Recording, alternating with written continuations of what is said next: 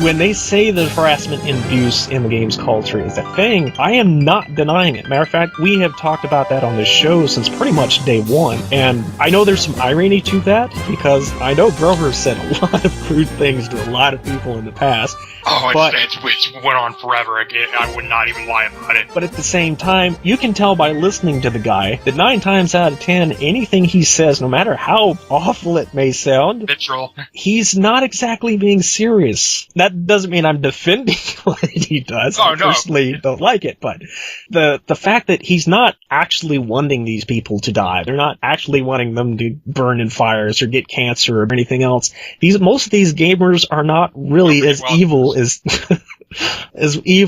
the system likes to make it out to be. It's just when they hear this stuff in passing, suddenly it sounds a lot worse than it is. But here again is the irony of it. They have said the same thing about gamers, from politics to media to even the journalists themselves lately, that are no worse than what the gamers have been saying to each other in play. Only these people mean it. Which is worse?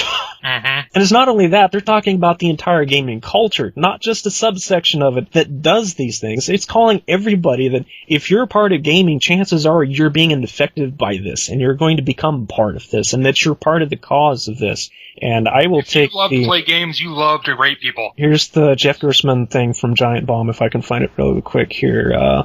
So when Gamergate rose up to cover a campaign of harassment with a veneer of concern for ethics of gaming journalism, it more or less set off every single disgust alarm I have. Already, I'm getting a bit of that disgust myself, because I know there's some harassment against a lot of the people involved with the cover-ups, but a lot of it is because they were angry at the lack of ethics in journalism. Why would they be angry otherwise? Where's the logic to that? What are they getting angry about if it's not because journalism has been lying to us? Journalism has been lying to us for a long time about many, many things, though. Certainly. It's why you see in an older movie how an old lady or an old couple will be sitting around watching their little tube television, and the news anchor on the TV will be talking in definite extremes about something that you would think was silly today, being an educated person who goes out in the world. But this older couple, they don't do that, so they don't know any better. As they get horrified. they get that horrified, I can't believe these people are out there, that they do this kind of thing. Who's doing something about this? That's the kind of people that this type of journalism hopes to reach out to. I was never concerned about it, because I thought every time I saw something like that in a movie, I thought, man, that's so unrealistic. No journalist would ever say something like that. I've never heard about that. That's because I wasn't watching the news when I was a kid. Mm. So it's just nothing that these people say surprises me anymore, which is really, really sad. And nothing that they do, even though it affects me, and I don't know, probably going to want to edit some of this. Nothing that they do that, even though it affects me, really interests me anymore, because it's so overboard and so blanking.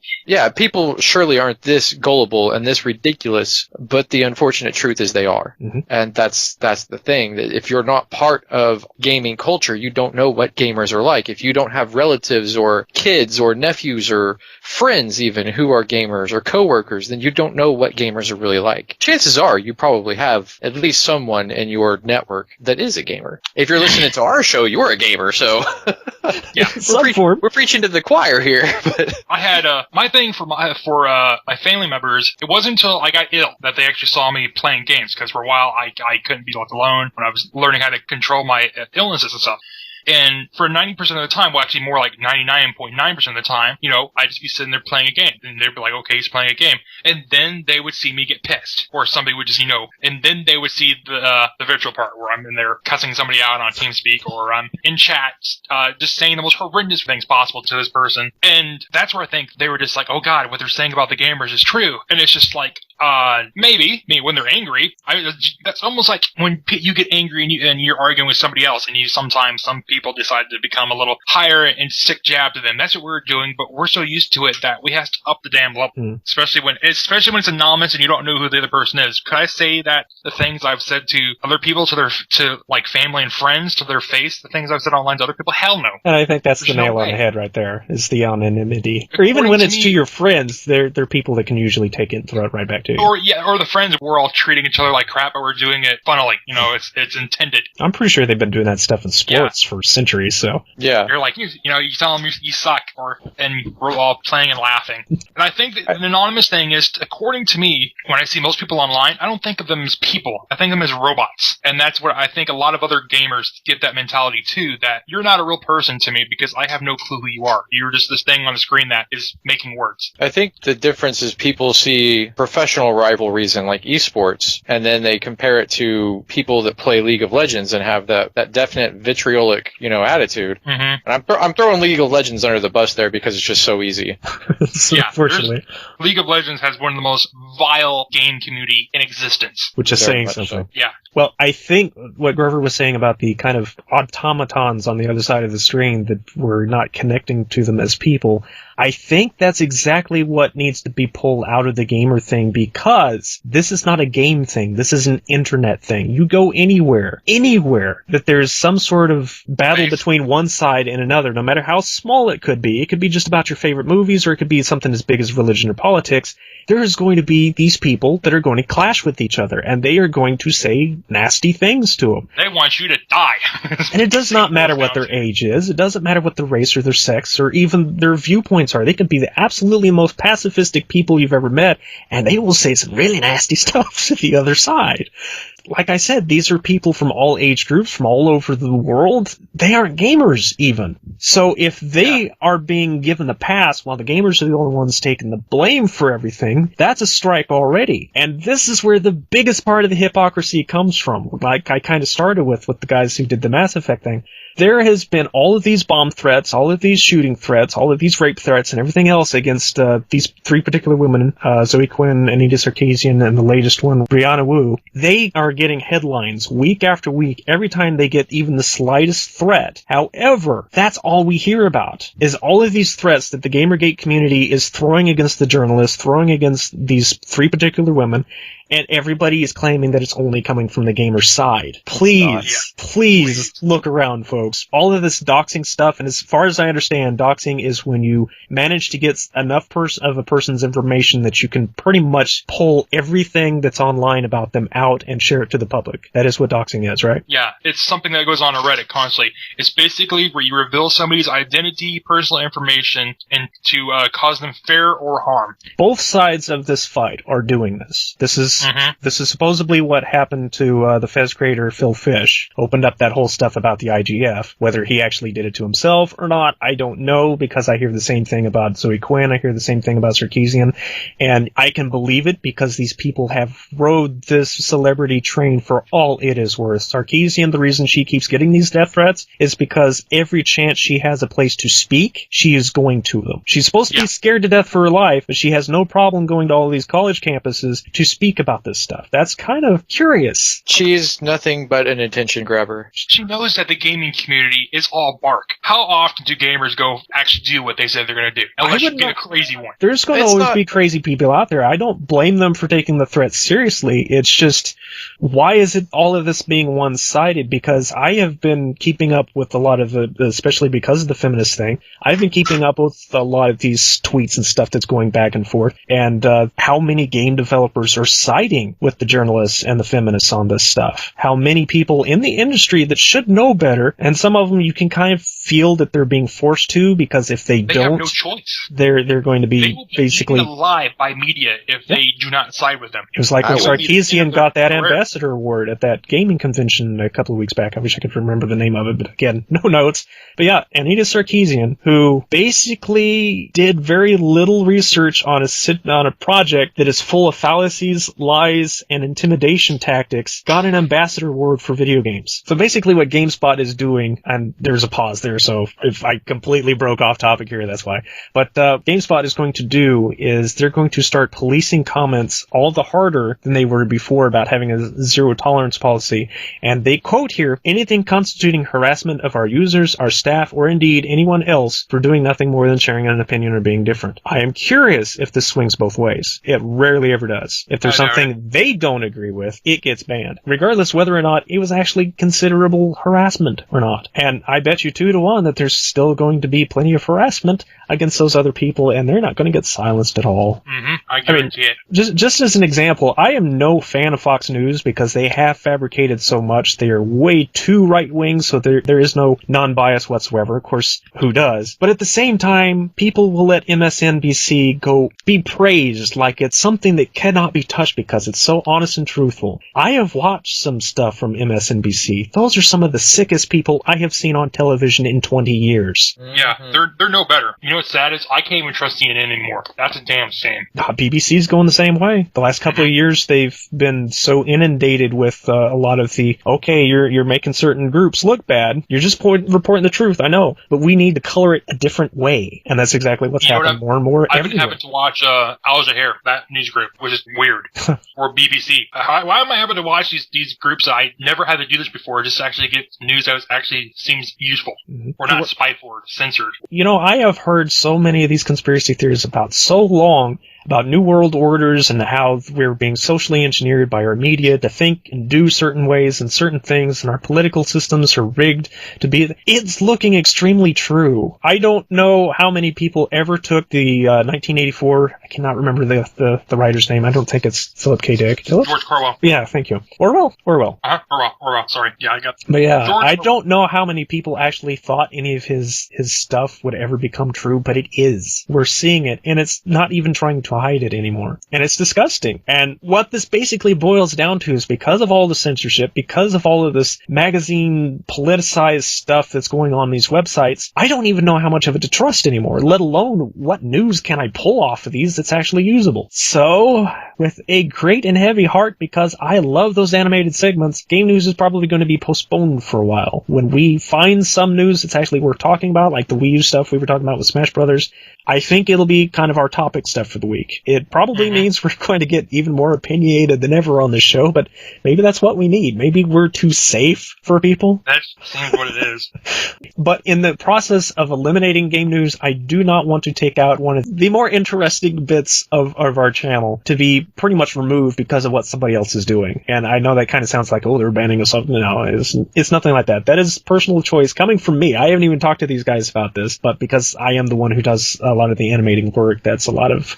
So slightly important. So we won't just outright cut all game news. We'll still talk about what comes up when we hear about it, and I will do some research to make sure that there's stuff out there. Because there's a couple of little minor websites here and there. Like, I don't like how Operation Rainfall is operated, personally. There's some very political people on there, too, but they don't generally let it show in their site itself, and that I appreciate. So stuff like that, Fighters Generation, I'll still continue to get news stories from those. So we're still going to report news. It's just, for now, the animated segments are going to have to go somewhere else. And one of the ideas that was thrown at me when I brought this up was to basically do a very simplified version of it for the roundtable. So instead of actually trying to lip sync and do a whole lot of expressions and blinking and stuff, just put our little avatars there and have them open their mouth while we talk. I guess that's okay. I don't know if I'd really call that eye-catching. I've always we announce a story and then we kind of merge them, and you see something in the news and then it's like, anybody have any comments about that, or for the game news? Because usually we do, but usually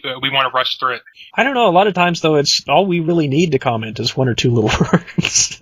That usually covers it all. But it does help that when there is something major that happens, like these letters, and I wouldn't be surprised if these aren't the only ones. I just happened to notice this on GameStop about an hour or two before we started recording, and it made me laugh because it was so on point of what I was going to discuss today. That here we've got their censorship against Gamergate, all because Gamergate is wrongfully accusing them of censorship.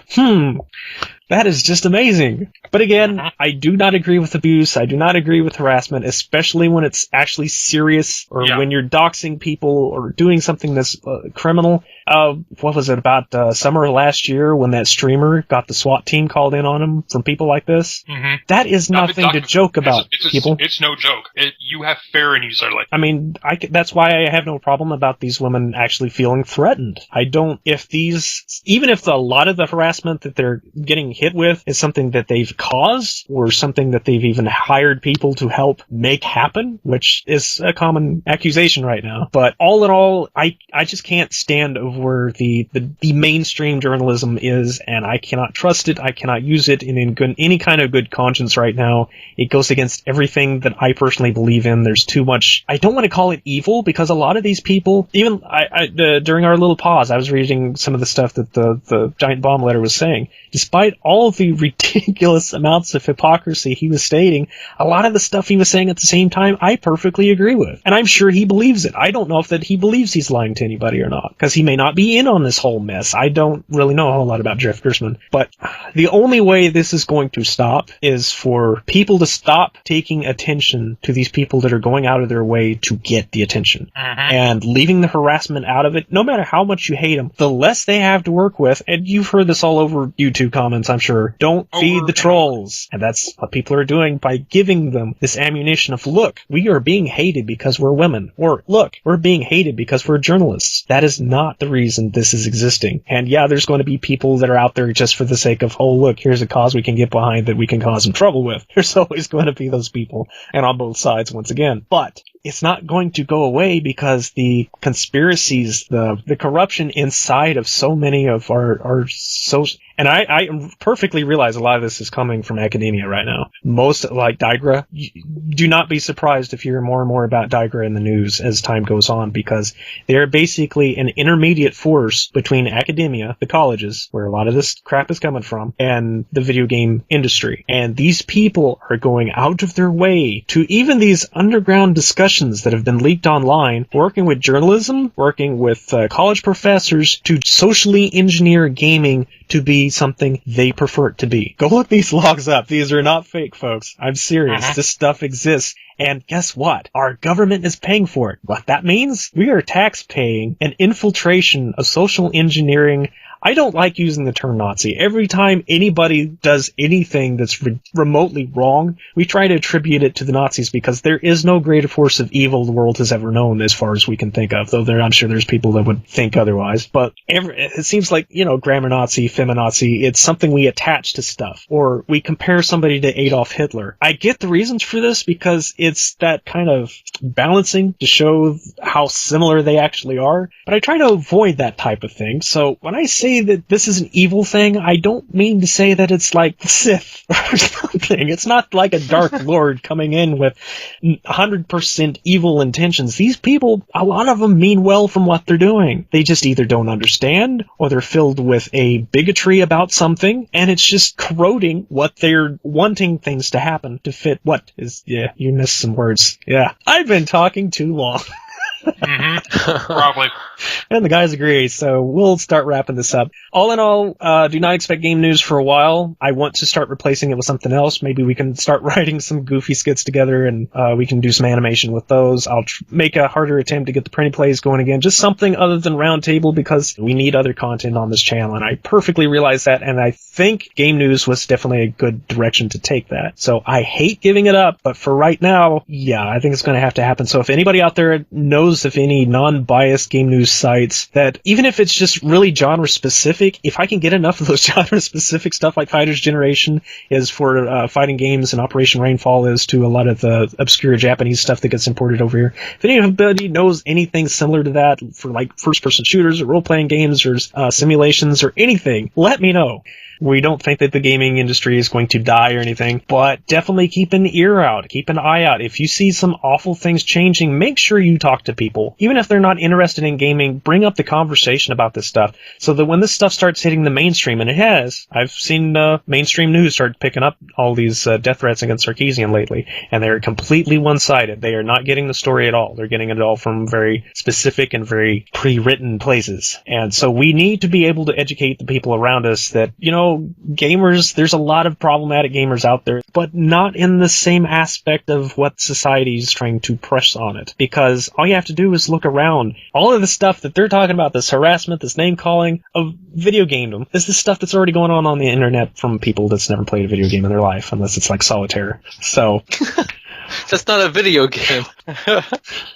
But you can follow us on Twitter at PrinnyCast, and you can contact us with email at prinnycast@gmail.com. Feel free to comment all you like. I'm fine getting into conversations with people if you don't want them to be public. Email us, private messages. We're not into the censorship thing.